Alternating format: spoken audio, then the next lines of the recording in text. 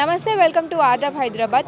యాదాద్రి భువనగిరి జిల్లా రామన్నపేట్ మండలం సిరిపురం గ్రామంలో అక్రమంగా క్వారీ మైనింగ్ అవుతుందని చెప్పేసి అక్కడున్న ప్రజలు ప్రభుత్వాన్ని డిమాండ్ చేస్తున్నారు. అక్రమంగా జరిగే ఆ క్వారీ మైనింగ్ ఆపేయాలని, దానివల్ల వాళ్ళ వ్యవసాయ పొలాలు కానీ వాళ్ళ ఇళ్ళకు కానీ ఇబ్బంది అవుతుందని చెప్పేసి, మరి వాళ్ళకి ఎట్లా ఇబ్బంది అవుతుందని ఇప్పుడు వాళ్ళ మాటలోనే మనం అడిగి తెలుసుకుందాం.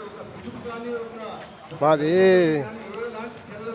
యాదాద్రి జిల్లా భువనగిరి గ్రామం, అది రామన్నపేట మండలం, గ్రామ సిరిపురం. నా పేరు మల్లె దయాల మల్లె, సిరిపురం. మాకు జరిగే ఇబ్బందులు అంటే అక్కడ ఉన్న ఒక ముగ్గురు, ఆయన ఇంతకుముందు ఇంజనీర్ జాబ్ చేసిండు, రిటైర్మెంట్ అయ్యిండు. ఇంతకుముందు ఒక 15 ఏళ్ళ క్రితం ఒక 12 మంది పార్ట్నర్లు పెట్టిండు. అప్పుడు కసర పెట్టిండు.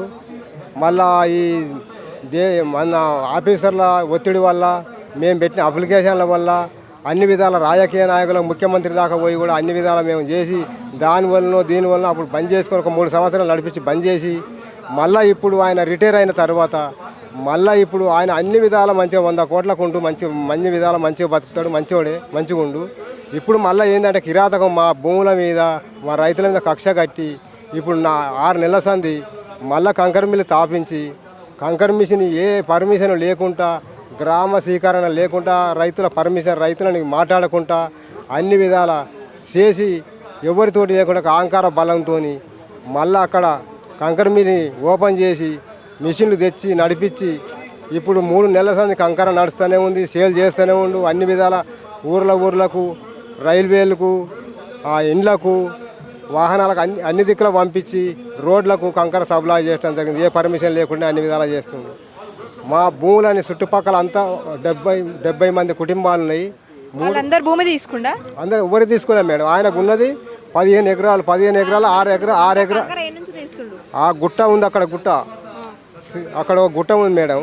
ఆ గుట్టని తొలిచి మైనింగ్ పర్మిషన్ తీసుకుని, గుట్ట వరకు తీసుకొని ఇంకా వేరే పర్మిషన్ లేకుండా ఆ గుట్టనంతా కొట్టి కంకర మిల్లు బాంబులు పెట్టి గుట్టని తొలిచి కంకర సప్లై చేసి బయటకు సప్లై చేస్తుండు. పర్మిషన్ లేవు.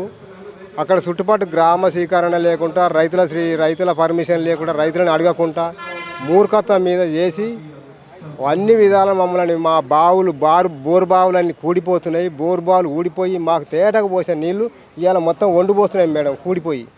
మా పైర్లు మొత్తం కూలిపోయి మాకు పొలాలు వారకుండా అయినాయి, మా పత్తి పంటలు వండకుండా అయినాయి. మాకు ఎర్జన్గా పత్తి, వరి అన్నీ దెబ్బతిని పంటలు పండకుండా గొర్రెలు, బర్రెలు, మాకు బర్రెలు డస్ట్ వల్ల భూమి మీద, గడ్డి మీద డస్ట్ వారి ఆ పసులు తిని, ఆ పసులకు కూడా గడ్డి ఆ పసులు కూడా తినలేకపోయి ఆ పసులు చేస్తాయా, గొర్రె చేస్తుందా, బర్రె చేస్తుందా, ఏం చేస్తుందో ఎటు కిలోమీటర్ దూరం ఆ బాంబుల వల్ల రాళ్ళు లేచి అతి వేగమైన రాళ్ళు పోసి ఒక కచ్చకాయ అంత రాయేసి మనిషికి తలితే అక్కడ ఏదాని తల్లినా వాళ్ళు కథమే అవుటే సార్. అది అవుటే. అక్కడ అంత ఘోరమైన పరిస్థితి చేసి కిలోమీటర్ దూరం రాళ్ళు వేసి పడుతున్నాయి.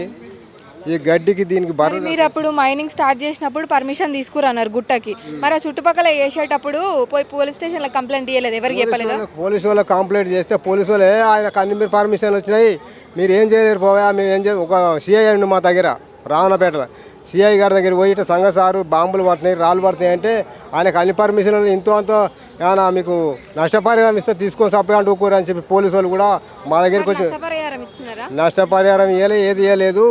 మా భూములలో మేము పనిచేస్తాం, కూలీలను తీసుకొచ్చుకున్నాము. కూలీలు తీసుకొచ్చుకొని గడ్డి బీక్తందుకో, పత్తి ఏరుతందుకో తీసుకొస్తే ఇక్కడ బాంబులు పడుతున్నాయి, డస్ట్ పడుతుంది.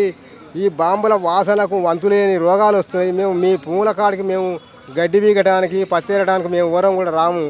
మాకు మేము మా పానభయం ఉందమ్మా, మీ భూములకు వస్తా అని చెప్పి కూలీలు కూడా మా దగ్గర రాకుండా అయినరు.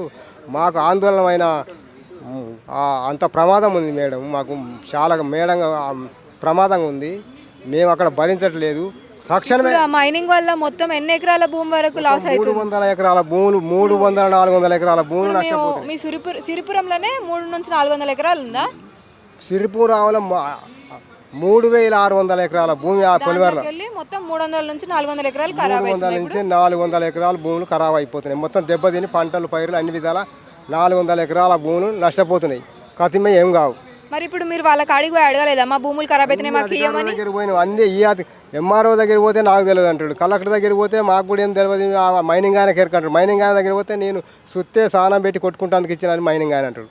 ఇవన్నీ విధాల అన్ని ఆఫీసర్లకు అందరి ఆఫీసర్ల దగ్గర అన్ని అప్లికేషన్లు పెట్టినాం, కలెక్టర్ దగ్గర పోయినాం, ఆర్డీఓ దగ్గర పోయినాం, ఎంఆర్ఓ దగ్గర పోయినాం. ఎన్ని దిక్కులో పోయినా మాకు ఈ ఆఫీసర్ కూడా సంధించలేరు.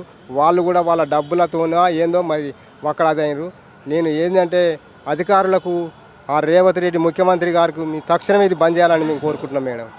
తక్షణమే అది బంద్ చేయాలని మేము కోరుకుంటున్నాం. ఇప్పుడు సిరిపురంలో మైనింగ్కి పర్మిషన్ ఇచ్చిరు అని చెప్పేసి అన్నారు కదా, కొండ వరకే ఇచ్చినారు అంటే మరి మిగతా చుట్టుపక్కల మైనింగ్ చేసేటప్పుడు ప్రభుత్వానికి మీరు కంప్లైంట్ చేయలేదా?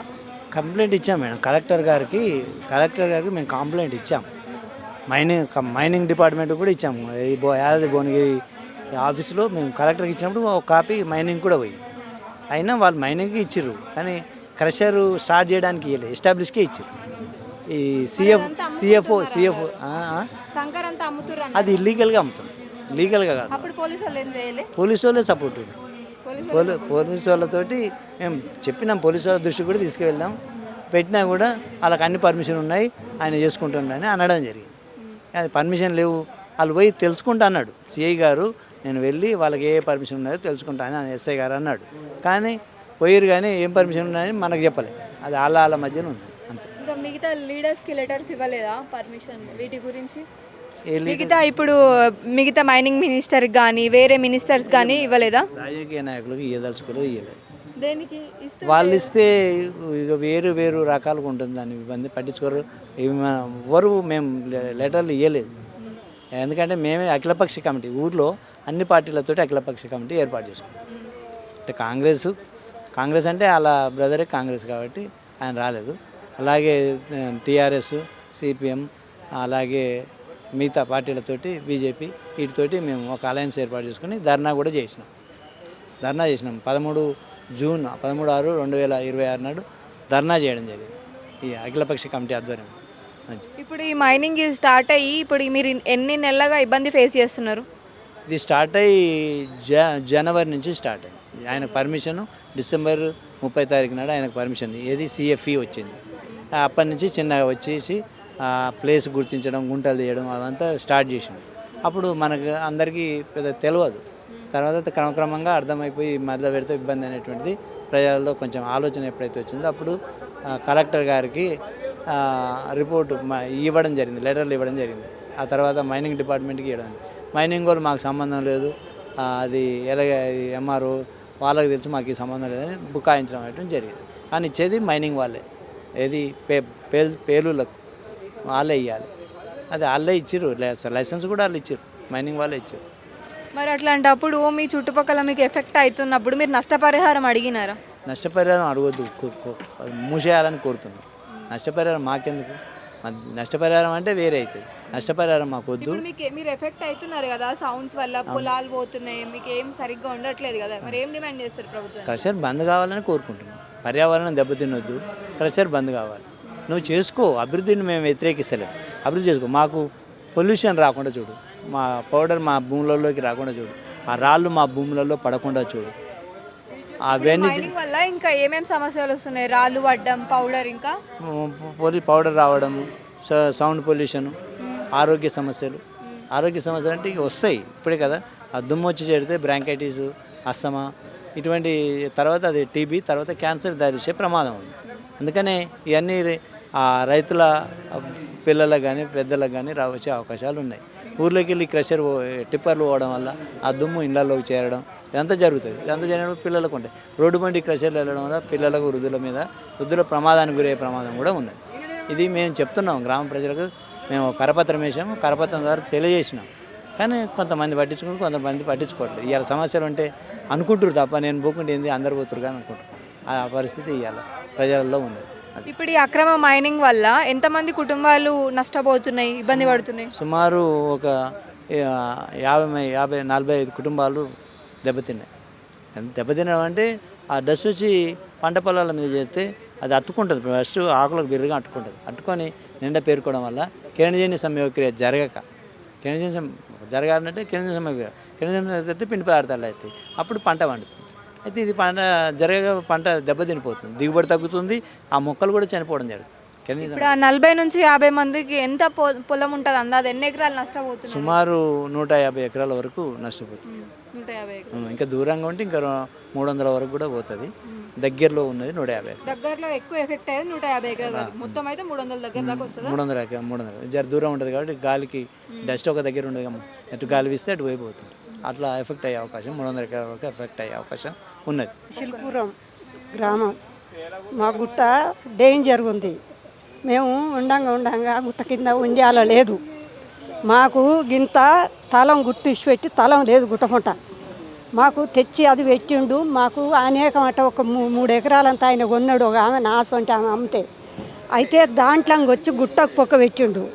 గుట్ట చుట్టోళ్ళంతా బిలబిల దండలాడి రాళ్ళు పడుతున్నాయి, దుమ్ము వస్తుంది.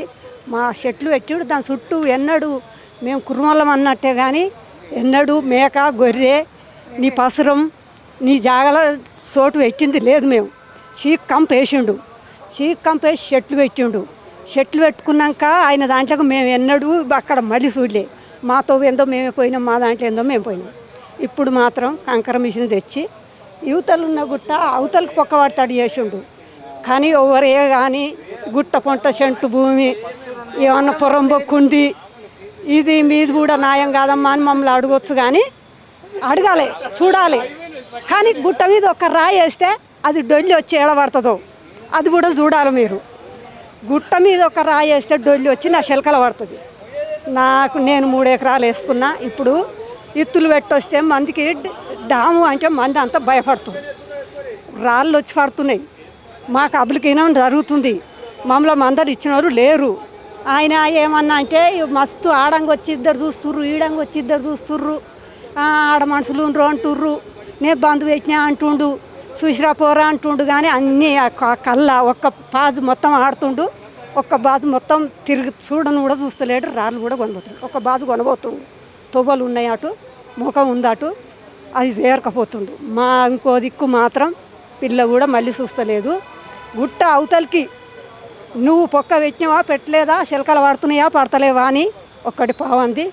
మీరు కూడా నమ్మకంగా చూసి వీళ్ళు కూడా ఇట్లా అన్యాయం చేస్తున్నారు పటేళ్ళు అని ఒబలో కానీ అది చూసి కూడా మీరు న్యాయం కాదమ్మా మీకు కానీ మమ్మల్ని కూడా అనొచ్చు. నా ప్రగీతంగా మేము తిరిగితే అనొచ్చు. నీ దాంట్లో ఆమె వచ్చిందా, నీ దాంట్లో ఆమె పోయినా ఆమె దాంట్లో రాయి పడ్డానికి వస్తా. నేను ఉట్టికి నీ దాంట్లోకి నేను రాలేగా. మిమ్మల్ని మా దాంట్లో ఏం పడదు నిన్ను అడగమనుకున్నాం. నా దాంట్లో పడుతున్నాయి. నేను అడుగుతున్నా అన్న ఏం చేస్తావో షైపు అంటుండు. మరి అట్ట దుల్పరిస్తుండు. ఆయన దుల్పరించుకుంటూ పోతుండు. పోలీసు వాళ్ళు పెడుతుండు. ఇంకా కార్ఖానా అట్లా పని చేసే వాళ్ళు పెడుతుండు. తిరిగిరా పోరా చూడు పోరా ఆడు దెబ్బ వేగింది. మేము పత్తికచ్చి ఎదురుతున్నాం తల్లి కొడుకులం.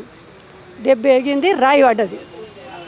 మా వాడు ఉండి ఏంది ఇట్లా పడుతుందని ఆడ మందిని గద్ద ఇస్తే ఆడు ఇంకేడ ఉందో మనకు ఫోన్ చేస్తుండ్రు. ఆడ ఎండుకుంటూ చిలకల ఆడు లేడా అని అప్పుడు 2 మనుషులు తోలిస్తే మేము ఆన్నే ఉన్నాం. ఆ 2 వచ్చి అవునమ్మా నిజమేగా చెప్తాంలే జరుగుకోం తిట్టకురి ఇట్లా అబ్లకిన కూడా నడవద్దు మేము కాదు. మీరు అట్లా రాయిలు పడ్డప్పుడు మరి ఎందుకు వేస్తుర్రు, గుట్ట ఎందుకు తవ్వుతుర్రు అని అడగలేదా గట్టిగా? గుట్ట ఎందుకు వేయడం మా ఇష్టం, మాది ఊరిది కదా. వాళ్ళు ఎవరు తవ్వనికి? మీ ఊరు ఆయన తోవేటైనా?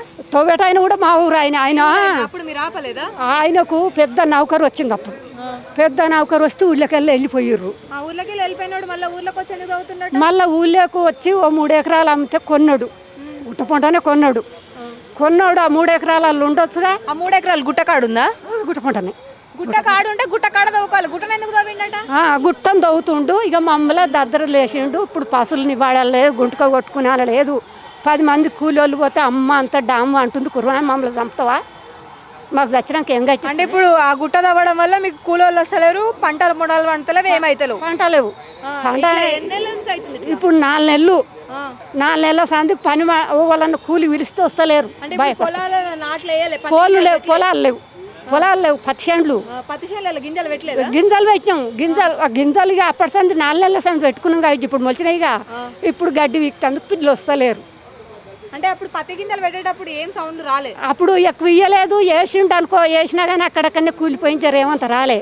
ఇప్పుడు ఇంకా పెద్ద ఎక్కించిండు, ఇక ఎవరేమంటలేరు అనుకోని. పెద్ద ఎక్కించే వరకు అన్ని ఇంతింతరాలు పెద్ద రాళ్ళు వస్తున్నాయి.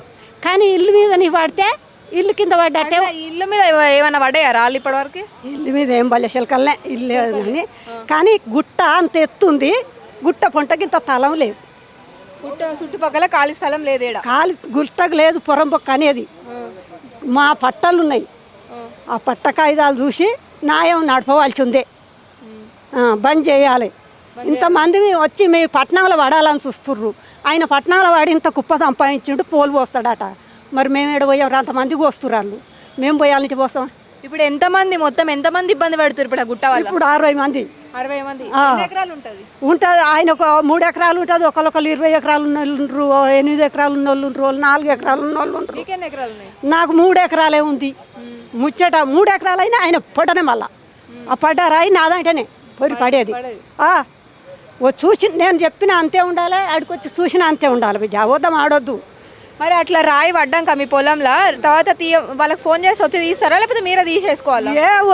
ఉంటున్నా తీసుకు అవతలంగా తీసేస్తుండే, ఏరుతుండు అక్కడ వాళ్ళు. ఇక్కడంగా మొత్తం ఇక్కడంగా తీస్తూ ఒకసారి తీసుకుపోతుంటే ఒకసారి ఉంటే తీయాలి, ఏమంటలేరుగా. అప్పుడు మీరు తీస్తురా? తీసి గెట్ల పంట వేసుకుంటున్నాం.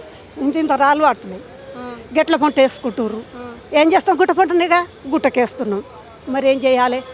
మాకు తిరిగి వస్తుందా, గుట్టక కొట్టొస్తుందా? అంటే ఇప్పుడు ఆ మైనింగ్ వల్ల మొత్తం ఇల్లు పగుళ్ళు వస్తున్నాయి అంటారు. అప్పుడు కంకర తీస్తుంటే సౌండ్ వస్తుంది కదా, ఇబ్బంది అవుతుందా? ఇబ్బందా? ఓ బాంబు అంటే బొచ్చడు పొగ వెళ్తుంది నాయన. రాత్రిపూట కూడా? పొద్దున్న దాకానే, పొద్దున్న రాత్రి ఏం కాదు. చిన్నపిల్లలు భయపడతా ఉంటారు. తెల్లం దాకా ఆ చిన్నపిల్లలు భయపడుతుర్రు అట. ఒక ఆయన బిడ్డ మెట్ల కూలిపోయినాయి అట, ఒక ఆయన తలుపు డెండేనా అంటుందట. అంటుర్రు కానీ బయటికి వచ్చి అడుగుదాము, పోదాము, ఆయనని ఇట్లా చేద్దాము. బయటికి వాళ్ళు రాలే, మేమే గుట్ట చుట్టూ వాళ్ళం కుర్మలోనే వచ్చినాం. కుర్మలోనే వచ్చి మాకు ఇంత అప్లికేషన్. ఎంతమంది వచ్చినారు ఇప్పుడా? ఎవరు రావచ్చు, 25 మంది. 25 మంది. మిగతా ఇల్లు ఖరాబ్ అయిన వాళ్ళు బయటికి వస్తలేరు. వాళ్ళు వస్తలేరు, వాళ్ళు అనుకుంటుర్రు అట్టనే ఉంటుర్రు. కానీ మా చిలకల రాయి దుమ్ము పడ్డోళ్ళం వచ్చినాం. రాయి దుమ్ము కాకపోతే నీ వస్తావు, నేను చూపిస్తాను చూడు అనాలిగా బిడ్డ. నీ వస్తలేంది ఇప్పుడు నేను రాయి పడితేనే ఫోన్ చేస్తే నీ దాంట్లో పడ్డదాడు ఉండో లేడో ఏడో ఉండి ఫోన్ చేస్తుండు అని నా దగ్గరకు తోలిండు ఆ చేతి కింద. ఇప్పుడు ప్రభుత్వాన్ని మరి ఏం డిమాండ్ చేస్తారు ఇప్పుడు ఆ క్వారీ గురించి? ఏం ప్రభుత్వం ఎవరు పట్టించుకుంటలేరు, అందరు కాపోళ్ళు. ఏం చేద్దామని అనుకోని వచ్చి రీడ్ దాకా ఏం వద్దామని తీసేయాలని. వద్దు వద్దు, ఇంతమంది మేము ఎక్కడ పట్నం పల్లెలు పోయి బతికిన వాళ్ళం కాము. మేము ఆ ఇల్లు పట్టుకొని ఇంత సోటు చేసుకొని బతికిన వాళ్ళము. మేము పోయి ఎక్కడ పోము చెప్పు. ఏ అండ మీద పోతాం? వాళ్ళన్న ఇల్లు ఈగతానం ఓ దొంగలు పడ్డా ఓ తాలుగా పడ్డా ఏదో దగ్గర వేసుకుంటాం, తీసేస్తాం, నీ అసలు అమ్మని అడుకొచ్చుకుంటాం. కానీ మరి ఇప్పుడు ఏదన్నా చేసేటట్టు ఉందా? అది 1 పైసా 2 పైసలు 2 ఎకరాలు పోగొట్టుకుంటే నాకు అవతల ఏమన్నా వస్తుందా? అది చూడుర్రి, అది చూడాలి. పిల్ల నేరం వాళ్ళని గూడు లేపుతందుకు పద్ధతి కాదు అనేది ఒక నిర్ణయం చేసుకోవాలి. ఓలైతే ఏంది పిల్ల నేరం దాని మీద పడి ఉండరురా. వాళ్ళు ముసలోళ్ళు ఉండిరి, ముడిగోళ్ళు ఉండిరి. మరి వాళ్ళు పట్నం పల్లెలు పోయి సంపాదించిన వాళ్ళు గారా ఇది. మీరు పట్నం పోయి పల్లెలు పోయి తిరిగి కట్టలు కట్టుకొచ్చి వాళ్ళ ఊరని లేగొడతావా? ఇంతమందిని ఉంది 100-150 ఎకరాలు ఉంది, తీసేస్తావు వాళ్ళని? చెప్పు, వాళ్ళని ఎక్కడ తోలుతావు? చెరలేదు. విన్నారుగా బాధితుల మాటల్లో వాళ్ళు ఒక్కొక్కరు ఎంత కష్టపడుతున్నారో. దాదాపు జనవరి నెల నుంచి ఒక గుట్టను తవ్వుతా అని చెప్పేసి గుట్టకు పర్మిషన్ తీసుకొని ఆ చుట్టుపక్కల అది కూడా మొత్తం తీస్తూ ఆ రాళ్ళని అవంతా అక్రమంగా అమ్ముకుంటూ వాళ్ళ పొట్టన కొడుతున్నారని చెప్పేసి బాధితులు చాలా బాధపడుతున్నారు.